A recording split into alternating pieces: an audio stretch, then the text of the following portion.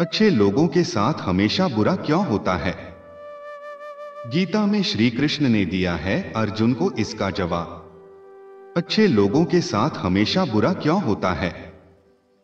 वहीं जो लोग बुरे कर्म करते हैं और अज्ञान की राह पर होते हैं वो खुशहाल दिखते हैं। श्री कृष्ण ने इसका जवाब गीता में दिया है। आपने महसूस किया होगा कि जो लोग अच्छे कर्म करते हैं वो परेशान रहते हैं, वहीं जो बुरे कर्म करते हैं वो खुशी से रह रहे होते हैं।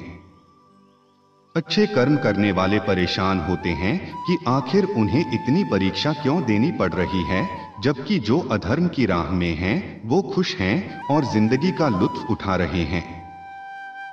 अगर आपके मन में भी ये सवाल आया है तो आज हम आपको इसका जवाब देंगे। ये जवाब वो है जो भगवत गीता में लिखा है और श्री कृष्ण ने अर्जुन को दिया था। भगवत गीता में वर्णित कथा के अनुसार जब भी अर्जुन के मन में कोई दुविधा होती थी तो वो श्री कृष्ण के पास पहुंच जाते थे।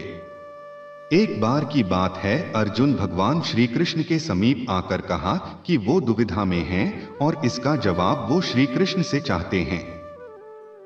श्री कृष्ण ने पूछा कि क्या सवाल है?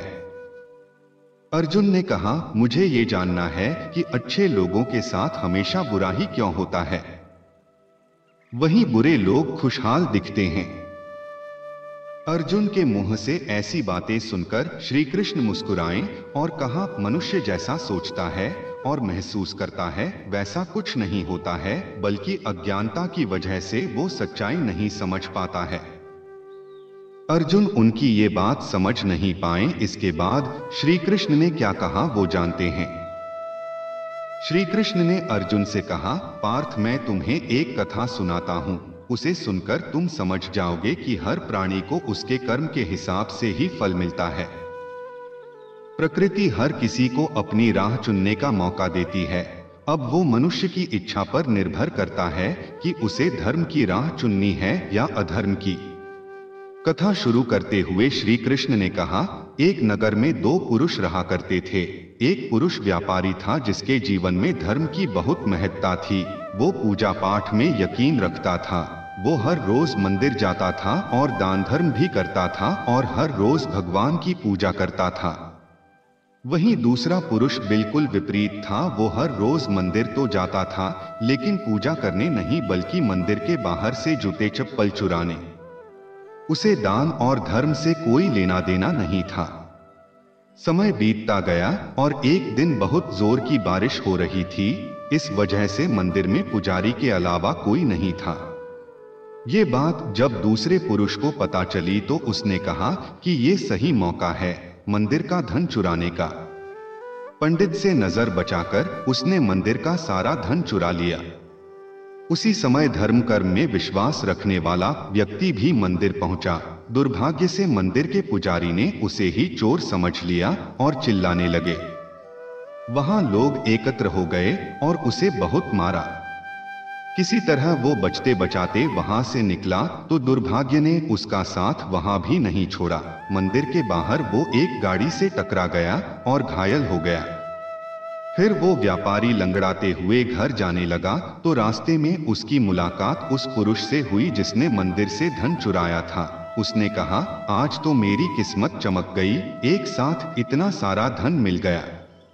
ये सब देखकर उसे बहुत बुरा लगा और उसने अपने घर से भगवान की सारी तस्वीरें निकाल दी। कुछ सालों बाद दोनों की पुरुषों की मृत्यु हो गई। मरने के बाद जब दोनों यमराज की सभा में पहुंचे और भले पुरुष ने दूसरे व्यक्ति को देखा तो उसे बहुत गुस्सा आया। उसने क्रोधित होकर यमराज से पूछ ही लिया, मैं तो हमेशा अच्छे कर्म करता था, दान में विश्वास रखता था, उसके बदले जीवन भर मुझे अपमान और दर्द ही मिला और इस व्यक्ति को नोटों से भरी पोटली। आखिर ऐसा भेदभाव क्यों? इस पर यमराज ने कहा, पुत्र, तुम गलत समझ रहे हो। जिस दिन तुम्हारी गाड़ी से टक्कर हुई थी वो दिन तुम्हारे जीवन का आखिरी दिन था, परंतु तुम्हारे अच्छे कर्मों की वजह से तुम्हारी मौत सिर्फ एक छोटी से चोट में बदल गई। तुम इस दुष्ट व्यक्ति के बारे में जानना चाहते हो? दरअसल इसके भाग्य में राजयोग था। मगर इसके कुकर्मों और अधर्म की वजह से वो सिर्फ एक छोटी सी धन की पोटली में बदल गया। कथा सुनाने के बाद श्री कृष्ण अर्जुन से कहते हैं, पार्थ, क्या अब तुम्हें तुम्हारे सवाल का जवाब मिल गया? ऐसा सोचना कि भगवान तुम्हारे कर्मों को नजरअंदाज कर रहे हैं, ये बिल्कुल भी सत्य नहीं है।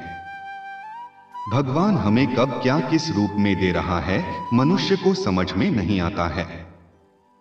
मगर आप अच्छे कर्म करते रहें तो भगवान की कृपा हमेशा बनी रहती है। इसलिए अपने अच्छे कर्मों को बदलना नहीं चाहिए, क्योंकि उसका फल हमें इसी जीवन में मिलता है।